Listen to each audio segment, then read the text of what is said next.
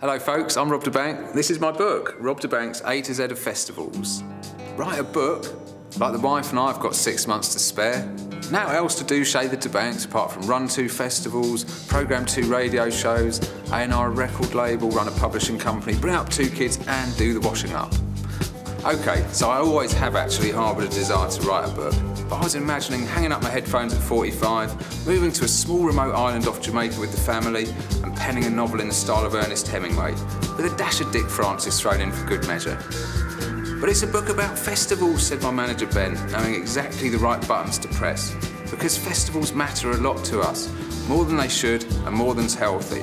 They're worth spending time talking about. I remember Josie and I going to our first Glastonbury and wishing that I could live there. But once I'd sobered up and realised, I needed a shower, we headed home, but only till the next time. We hope you discover new festivals through this book, maybe learn some more about those that you love.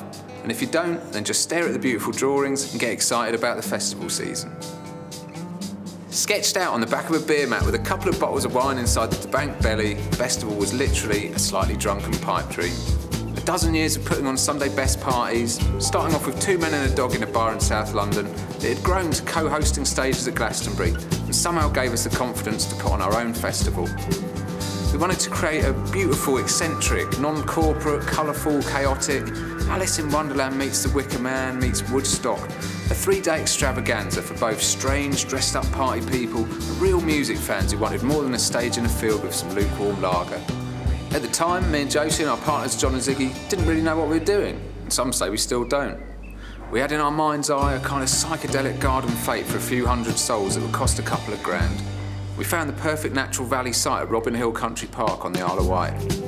I remember the night of the first show in 2003. With a better than expected 5,000 people turning up to the gates, we suddenly realised as night fell, we had no overnight staff. So Josie and I spent all night wandering around, politely asking people to turn off that 10k rig over there in the woods, stop the burning toilet rolls being rolled into the lakes, ducks, highly flammable tents, and generally requesting that no one killed each other before dawn.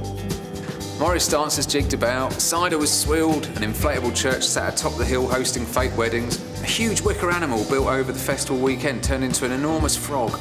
Basement Jacks ripped a hole in the sky with their greatest hits, and our little pipe dream became a living, breathing miniature community.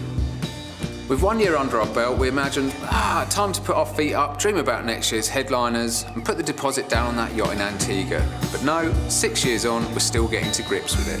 With budgets running into millions, spiralling costs, recessions, more competition and less bands on the road, trying to keep the show on the straight and narrow is like balancing eggs on your head. But we can't and we won't give it up.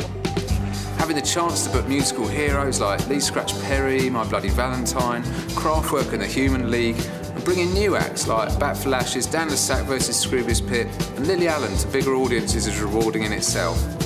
But seeing 30,000 people pogo to Born Slippy, witnessing Howard Marks DJ to a field full of trippy pirates, sliding down a hill in a rubber dinghy with a half-naked nun, and watching the smiley faces keep beaming come rain or shine, that's what keeps Festival ticking along. See you down the front. Rob da Bank's A to Z of Festivals is available now from play.com.